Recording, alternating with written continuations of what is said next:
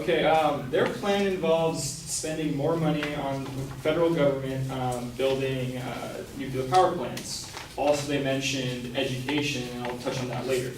But the workability of this is, it's not feasible. Building nuclear energy isn't economically viable enough to be expanded. Building new reactors is incredibly expensive. The Congressional Budget Office for the Energy Policy Act of 2003, keep in mind this is 2003, they predicted that the estimated building of a nuclear plant in 2010 cost would range from 2.1 to 3 billion. That's 2003, and those are really conservative numbers. Usually it's double that now. Building new reactors is also financially dangerous. The government offers loans, large loans, up to 2/3, with 100 plus in, they subsidized. And even then, the risk of defaulting on federal loans for such a project were well above 50%. Right now, Westinghouse just filed for bankruptcy because they couldn't make 2 reactors they were expanding in the South viable. Nuclear power is uneconomical compared to alternatives. Wind power is about 3 times less expensive per kilowatt. And you might say, well, if they're expanding it, you're building more plants, it's going to bring down the unit cost per plant. Well, nuclear power stations are large one-off projects which need to be individually designed according to local conditions. The large scale of nuclear power stations means that relatively few units are built, and the scope for standardization of components is more limited than in most productive sectors. The resulting short production runs for components limit the potential for economies of scale through increasing production, and that's according to the New Economic Foundation. They also require expensive insurance. The Price-Anderson Act of 1957 requires $9 billion in coverage for a catastrophic nuclear accident. And going on how they're saying it's a clean source of energy. If you only count them running, yeah, it only produces steam, but the New Economic Foundation in 2005 found that the losses through Chernobyl alone suggest a footprint of nuclear energy larger than a fossil fuel. Life cycle studies of nuclear energy also reveal the fact that a substantial amount of pollution is produced in the production and processing of nuclear materials and the construction of power stations. So it's not free of carbon emissions. The Commission on Sustainability Development in the United Nations says nuclear power is not free of carbon emissions. When mining, processing, and extensive transportation, which she mentioned, I don't know why, in order to make nuclear fuel is considered, the release of carbon dioxide is the result of making electricity from uranium is comparable to burning natural gas to make electrical power.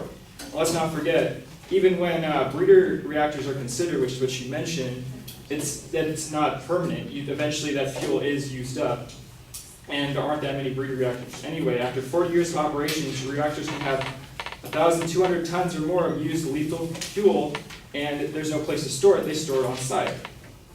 And so also, nuclear energy produces thermal pollution.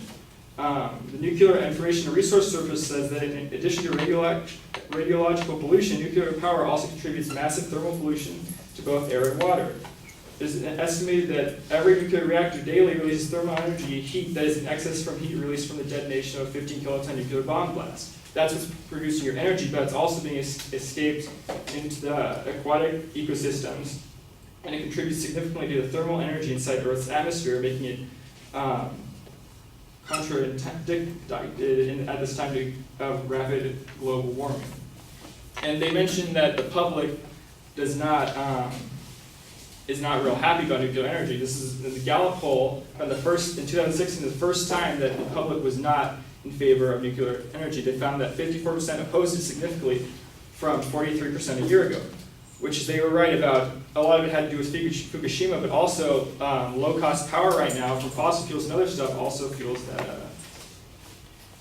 idea that we don't need nuclear power. And then they said a lot about how fossil fuels are a finite resource. Well, uranium is also a finite resource. The International Atomic Energy Agency said that cites conventional recoverable resources of uranium at 4.6 million tons, enough to last only another 85 years at the rate used in 2002. So with the expansion, that would be consumed even faster. One of the biggest disadvantage claims is that there's no solution to nuclear waste. The Nuclear Information Research Center said that after almost half a century, governments and scientists at the private sector worldwide have not been able to devise a solution to mounting radioactive waste. There is no solution to nuclear waste and it is very dangerous for millions of years.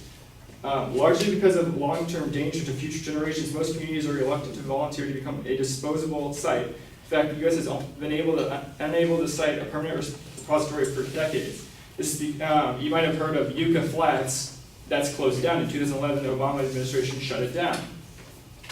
And another disadvantage is that nuclear accidents. Even though the probability of a disastrous accident seems to be very low on a specific basis, the extension of nuclear power by 3 or 4 times over the next 50 years can lead to an enormous risk of 1 or more disastrous accidents. That was Nuclear Issues paper number 6. They said, oh, well, the earthquake and the tsunami, they would have had to evacuate anyway. That's not the problem. The problem is they can't come back. As Brian stated, 100,000 people were evacuated from their homes, and from my source, it said 100,000 died from the stress of having to leave and not being able to come back. And besides this, they're very, very expensive to clean up. The Japanese government has to pay 22,000 billion yen, or 191 billion. For scale, the International Space Station, the most expensive single item ever built, cost 160 billion. Our current aircraft carriers that we're building cost between 10 and 12 billion. So you could buy the International Space Station and 3 of the top gen aircraft carriers that we have, and you still would have a lot of money left over. And that's the cost the Japanese government has to pay in cleaning up everything from the Fukushima disaster. And my last point is that nuclear power plants are a security risk. They're a risk.